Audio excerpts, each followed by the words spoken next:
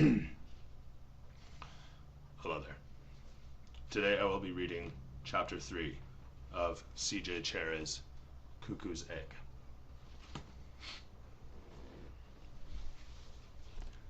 The meds came back. Allude was with them. Allude, Duan said. You look well, Allude said, with one long searching look, with a furtive sliding of the eyes toward Thorn, who stood his ground in the main hall of the house where the hated meds prepared their discomforts. Thorn scowled. The sun had turned his naked skin a golden brown. His hair, which Duan cut to a length that did not catch twigs or blind him when he worked, was clean and shining earth color. His eyes were as much white as blue. His nose had gotten more prominent. His teeth were strong, if blunt. He stood still. His poor ears could not move. Only the regular flaring of his nostrils betrayed his dislike. Thorn, Duan said, come here. This is Allude. Be polite, Thorn. Is he a med? Thorn asked suspiciously. Allude's ears sank. A rock might have spoken to him in plain accents and shocked him no less. He looked at Duan, said nothing. No, said Duan. A friend, many years ago. Thorn looked up and blinked. A med came and got him and prepared to take his pulse. Come back to town, Allude said. Duan, come back. Is that a request or an order? Duan, I'd remind you that you promised me anything. Not yet, Allude. That evening Thorn was silent, gloomy, thoughtful. He did not ask about Allude, did not discuss the meds. Thorn slept apart now. There were changes in his body which made this advisable. He went to his room of the many rooms in the house and curled up into his privacy. Duan came to check on him. Are my ears going to grow? Thorn asked, looking at him from the pillow as he stood in the doorway. Ears. Maybe that was the easiest, less painful thing to ask. Duan stood still. He had planned how he would answer about claws and hair and the shape of their faces and the difference of their loins. He had planned everything but ears. I don't think so, Duan said. I don't care. Do you? Silence from the small shadow in the bed bowl. You're unusual, Duan said. A snuffle. I like you that way, Duan said.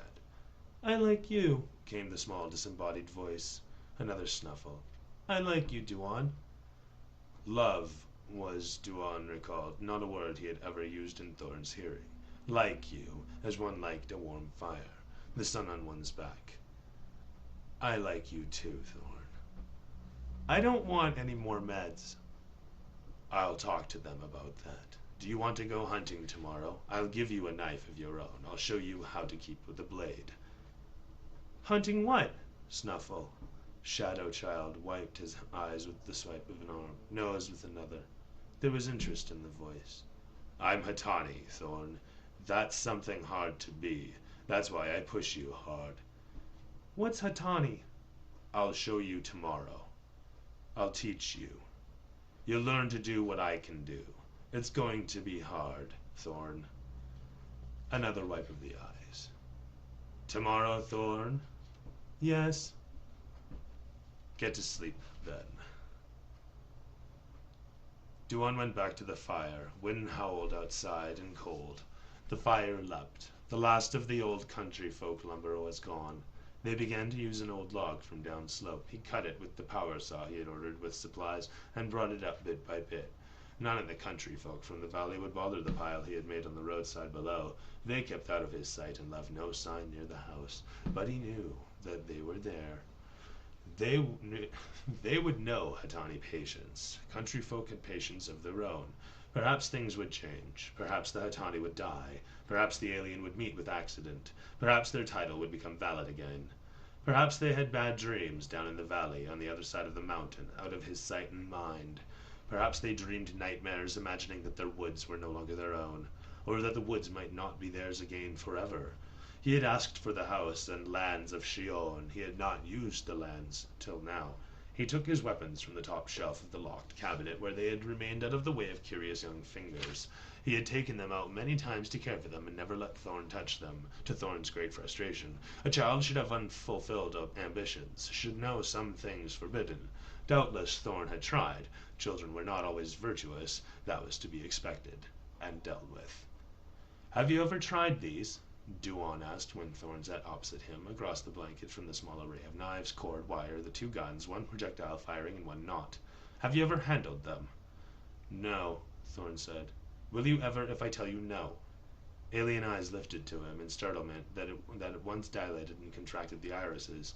Swift, furtive decision to agree, the easy course, swiftly to be violated, perhaps. If a child wished, there would be a quick flick of a reproving finger against an ear, perhaps a cuff to make the eyes water. Thorn could endure that. There was no permanency. Nothing was forever. As he lacked a past, he lacked a true future, and believed nothing could thwart him forever.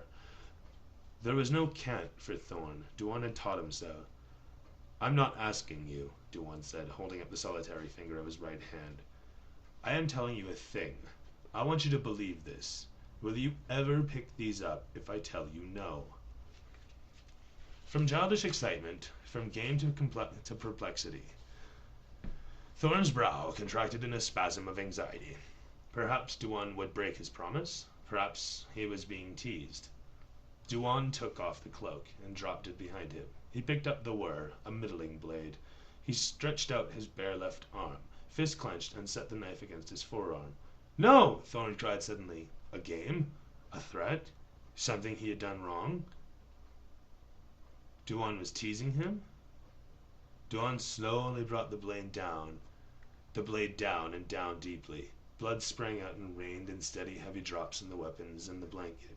He kept his fist clenched and held the arm steady, resting the knife butt on his knee. Thorn's eyes were wide, his mouth open with nothing coming out. That's what weapons are for, Duan said. The blood poured, soaked the blanket. Each time you take them up, remember what they're for. Stop it, Thorn said. Duan, stop it! Bleeding! Duan held out the knife, the wounded arm still spurting. He turned in his maimed hand and offered it hilt first to Thorn. Can you do it?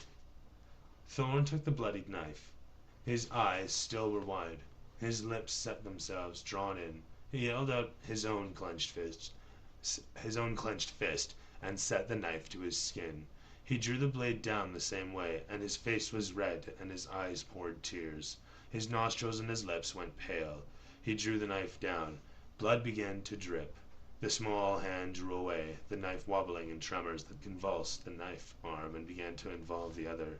As Duan had done, he set the knife hand on his knee, and his face was all white and beaded with moisture, while the blood ran down and made another darkening of the blanket. So, Duan had expected last moment flinching. His own head grew light. His cut was deeper and bled abundantly. He held out his hand and took the knife back. He saw the terror in the child. What more, Duan? What else? What worse? I'm scared, Duan. It's not a game, Duan said. He put down the knife and pressed his right hand to his wound. You can hold it. Hold it tight. He got up from his cross-legged posture without using either hand. He went and opened the med kit and pressed a sealing film on the wound. He came back to Thorn with another square of the gel and pressed the film to Thorn's arm and held it, warming it with his hand until it took over and stayed, soft and blood-reddened, over a wound that would scar. Duan held the arm. Alien eyes looked up at him, white all round. He was tender in his grip. You won't forget, Duan said. You won't forget what weapons are. You will never pick them up when I tell you not. No, a small, weak voice. You will use them when I say, and you will set them down when I say. Yes. Good. He slid a blood-stained hand past Thorn's head and rubbed Thorn's nape in the vise of his maimed hand till the tension left, and Thorn's body gave to and fro with that motion, his eyes still fixed on Duan. Believe me, Thorn. Believe me in this. You hurt now, but you did what I asked. That was brave. Muscles in Thorn's face shook, as in some dire chill. His limbs convulsed, stopped. Duan kept his massage until the shiver passed. Thorn's eyes lost their wild look. They were wide and moiled with forethought and calculations. What else does he want? What did I win? What did I do? What next? Duan let go, motioned at the blood-stained weapons. Clean them. I will show you how. Thorn stirred, edged closer to the array of weapons in the blanket. You said, he began. I said? We'd go hunting. You said we'd go hunting today. That we will. We won't eat tonight if we don't take something. Thorn's eyes flicked up a second time. Thorn could do that without turning his head. The look hoped for a joke, and Duan made his face implacable. There was no question, of course. The place was full of unwary game. No one hunted it much, yet, and a Hattani could, in the most desolate place, find some sustenance. But Thorn would discover this when he was hungry, when he had tried for himself and understood that he was too loud and too awkward. When he had seen what was in the land and what the wild things knew. I promised you a knife. He glanced upward, wary interest, a stare of white, wide eyes. The war knife. The one you use, that would be a good one for you. You can have it if you like. It's a very good blade. You have to keep it spotless, even fingers stain it. I'll show you how to keep it. Thorn picked it up again by the hilt, held it. The gangly boy came up the trail, thinking he was alert. Duan knew. Thorn looked this way and that. His calloused feet made very little noise on the dusty track among the rocks. Up, Duan hissed. Look up. Thorn's head came up. Duan had already moved, lost in the brush. The boy was still looking up when Duan hit him in the back with a thrown stone. Thorn spun about and threw. Thorn's stone rattled away down among brush and rock. Duan had evaded it with a fluid shift of his hip and stood untouched. Too late, Duan said. You're dead. I'm not. Thorn's shoulders slumped. He bent his head in shame, whirled and sped another rock underhanded. Duan evaded that one too, without more than shifting stance. Thorn did not look surprised, only exhausted. Beaten at last. Duan grinned. Better. That did surprise me. The grin faded, but your choosing this track up didn't. Duan grinned. Better. That did surprise me. The grin faded, but your choosing this track up didn't. That was your first mistake. How did I know? How can you figure that? Thorn gasped for breath, hunkered down on the path, arms on scabbed knees. Because I was tired. The climb's easier. Better still, you're right. Think ahead next time and think in all directions. You know this path. You should have seen these rocks in your head before you came to them. No answer. Thorn knew. Duan knew that he knew. Thorn wiped his forearm across his face and smeared dust across the sweat. Even at this rate, he stank of heat. Even at this range, he stank of heat. Also, Duan reminded him with delicacy, when you came round the mountain, the wind was coming at your shoulder, at an angle to the rocks. Do you see why that should have warned you? Thorn blinked, sweat, and wiped again. He had grown rangier, longer of limb. The belly had gone hollow beneath the ribs, ridged with muscle above. The wrap of his loins... The belly had gone hollow now, beneath the ribs, ridged with muscle above the wrap about his loins. Brush scars showed white on his skin. Scent, he said. He gasped for breath. There was chagrin in his half-drowned face. Sorry. I'm sorry, Duan. Sorry won't save you. Scent deaf doesn't mean the world is. You're dead, Thorn. Yes, Duan. A faint, hoarse voice. Shoulders slumped again. You won't catch me again. Won't I? Duan, I'm hungry, Duan. Duan spun around the side of the tree, leaned there looking at him and scowling. Hunt then, fool! Don't tell me what your needs are. I'll know them. I'll know where to find you. Don't trust me, Thorn. I'm not playing, Duan. Then neither will I be. Duan spun round again, headed down slope. I'll hunt you this time, Thorn. Duan! Fire crackled there in the clearing. They made peace. Thorn nursed bruises. It was Duan's catch. Duan divided with him, meat which Thorn took gingerly, dancing it from one hand to the next while it cooled down. You do well, Duan said. For someone who can't smell, Thorn said hoarsely, who falls into traps. Duan flicked his ears. Good. You worry about your lacks. You'll think of them. You won't forget again. Duan, what's wrong with me? The question stopped him. The meat burned Duan's fingers and he shifted it in his haste, back and forth again, and laid it on a rock. Wrong? Who said wrong? Silence from the other side of the fire. Grievous silence. You're different, Duan said. Or maybe I am. Does that occur to you? It had not. Thorn blinked in shock. Then disbelief crept in. There were the meds. There was Alud. Thorn was not diverted. Duan was pleased with that too. You're smart, Duan said. You're quick, you're clever, brave, all those things. You're Thorn. What if you were the only one? What if? What if I were the only Duan? Would that make a difference? You're all you can be. You don't need anything else. I don't. Makes sense, Duan. The world's wide, Boyd. Wide. There's 9 seas. There's cities. There's roads and highways. People in a hurry. Cities are full of noise. Shion's best. That's this place. Shion. The gods made this whole world, and they made Shion first. You talk to the winds, Thorn. You hear the gods talk back, do you? I don't know. You can't hear that in a city. City folk are scent deaf. Too many smells. Gives you a headache. Duan tore off a bit of meat and swallowed. The gods made the world, and they made Shonunen last, out of the leftovers, and they were missing some. And they were sorry. So one of them gave up a bit, and another gave another bit, and they filled up the gaps till there were parts enough. That's where we are, all scraps and a bit of the gods' own selves, all patchwork, with good parts and bad, so you can't smell. I've got just 6 fingers, and you've got 5 on just one hand. How did you? Ah, the fish bit.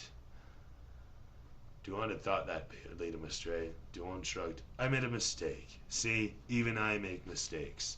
And I'm good, Thorn. I'm very good. You don't know how good. Thorn choked down a bite. He had to chew more than Duan did. Sometimes in his haste he forgot this. He struggled, stayed silent after that. What happened? Thorn asked finally. Duan, what did happen to you? Well, I hunted something that bit back, you see. He held up the maimed hand. You put your hand into things, young Thorn. You may not get back what you want. What was it? Duan took another bite. Swallowed. Eat. It's getting cold. Duan, maybe I'll tell you when you can beat me, fair or foul. I never will. Maybe you won't. But you're several fingers ahead of me. You're younger than I am. My knee aches when it rains. Couldn't the meds? Maybe I didn't want them to. Thorn's mouth was open. He closed it and stopped asking. His eyes were muddled with unasked questions and too many answers. He had become too wary a hunter to go down a trail that likely to have snares. Thorn took another bite and ate in silence. I'll teach you to shoot, Duan said. You almost hit me with that stone. Thorn looked up, distracted again, lured on the promise. Oh, young fool, fool who loves me, Thorn. Another sequence, Duan said. Base 10 this time. The numbers are 16, 49, 52, 97, 8, and 2. Thorn sat on the back porch of the house. The high flowers bloomed. The insects hummed and made pink petals fall in delirium. Thorn shut his eyes, his brow knit. 224 divide by the third in sequence. Thorn put his hands against his eyes, pressed hard. 4.3. He looked up. Can't we go hunting, Duan? I'm tired of more decimals. Another shutting of the eyes, hands pressed to shut out the light. 0.308. Add 9, subtract 4, 82. 6. The hands came down, eyes blinked. I'm sorry, Duan, I lost it. I forgot. No, you didn't remember. Think, name me the numbers. Am I about to hear can't? Didn't. There was a nest of Maganin here and here and here. How many were they? Which groups? Where? They've eaten you, fool! Maganin don't come in 50s. I am ashamed. Duan thrust his hands into the waist of his kilt and walked away. Duan turned, eyes pricked. You've remembered. No, I haven't remembered. I can't remember. I don't remember. Then I'm still ashamed. Duan laid his ears back, turned and walked on. Duan did not look back. There were tears back there. Rage. It was Thorn's nature. So was it Thorn's nature to come trailing back into the house, finally, when it was dark. When Duan had made a fire and sat on the sand before the hearth, Duan had cooked food, he had eaten, he had brought Thorn's supper outside and set it wordlessly on the step. Thorn was not to be seen. But it was in Thorn's nature to admit defeat when night came. Thorn came and stood on the sand beside him. 224, Thorn said. Duan's eyes pricked. +9, -4, 82, 6. 141. Ah, you can. Thorn knelt, leaned on his hands. What in the world comes in 224s? Stars, trees, kinds of grasses, the ways of a river, The stubbornness of a child. The world is wide, young Thorn. I can reckon the speed of the wind, name the stars, the cities of the world. I can read a man's intent in the pupils of his eyes. Duan swung around and struck open-palmed. Thorn's open palm was there to meet it, stopped it, held and trembled. Ah, you are a Hattani, are you? Back away, little fish. You are not ready to take me. Drop the hand. It was a trap. Thorn refused it. Thorn held still, eyes white and wide-rimmed, palm trembling against his palm, and Duan lowered his ears.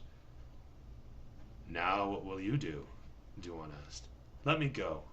The tremor grew. Let me go, Duan. Duan reached out his maimed right hand and encircled Thorn's wrist gently with the span of his 2 fingers. Pulled. The hand refused to leave contact with his palm. The arm shook. Thorn's eyes were dilated, watched us feverishly. What are you going to do now, little fish? You have a problem now, don't you? You've let me get 2 hands into it. Thorn lifted his other hand. It froze in that lifting, trembling. Not wise. Not wise at all, Duan said. You're overmatched. You'd better stop, don't you think? Let go. Relax. Relax and trust me. No! There was a time I told you, do you remember? When you took up the knife, I said that you would take it up when I told you, and when I told you, you would lay it down. This is the time, Thorn. Now I tell you to let go. Do you hear me? I tell you to lay it down, Thorn. The tremor grew. The palm slowly left his palm. Duan clenched his hand on Thorn's wrist and jerked him against his chest. Thorn, utterly off his balance, collapsed against him. Duan grinned and grasped him by both arms, claws out, shook him back in that grip, and stared into eyes face to face. I would have torn your throat out just then. Do you believe it? No. Why would I not? I don't know, Duan. Duan let him go. Thorn collapsed onto his rump and sat up and rubbed his arms. There would be bruises and claw marks. Duan knew. Are you a fool, then? Duan asked. Why did you do that? You would have hit me, Thorn said. Perfect logic. Yes, Duan said. Another change. Thorn sat with his jaw loose, stunned silence in his watering eyes. The boy discovered chaos in the world, sums that had no right answer. The world's full of two-way bad choices, Duan said. Numbers always work out. You can trust them. That's why we learn numbers, to set some order in the world. There's no other part of life where things work out. Do you see that? Yes. Thorn's teeth chattered. I see. You are Hattani. Wait, not Hattani. Little fish. A small one. A Hattani is not the weapons. Is not the knife. The gun. A Hattani is not these things. I told you that the time would come to lay these things down. Now you have no need of them. You can pick up the knife and lay it down again. A Hattani is not the knife. Do you understand? Not the skin or the claws or the eyes. Do you understand? I teach you. You become Hattani. Inside. Thorn blinked rapidly, gasped for breath. Duan, where did you get me? Where do you think? I don't know. But you trust me. Don't go for every morsel, little fish. Some are traps. Don't I teach you? Use your wits. Add only what can be added. Remember all the figures. Even so, never lose one. That one will surely come from behind and kill you. There are no second tries in the world. Nothing is twice. How can you know anything? Remember all the numbers. Even the long ago ones. Never drop any. You don't know when they'll be needed. Reject nothing. You don't know what you might need. I give you these things. Where did you get me? I pulled you from the river, little fish. You were drowning, and I saved you. Is that truth, Duan? I lied. Duan reached out the finger of his hand and brushed Thorn's cheek, where a light down had grown. Hair began to grow and darken elsewhere on Thorn's body. Thorn's hope and his despair is worse than nothing, Thorn cried before the mirror in the patch. I'm all in before the mirror in the bath. I'm all in patches, Duan. Other signs were on him. I tell you, I think you should cut this, little fish. You're right. It's here and there. I'd make it even. Stop it. Don't distract me. I want an answer, Duan. Ah, you uncover my tricks, don't you? I want an answer, Duan. The minnow has Hattani tricks. I want an answer, Duan. Duan pursed his lips, laid his ears back. Put that answer with my hand. Beat me and I'll answer you. Thorne's shoulders slumped, his head bowed, true to feet.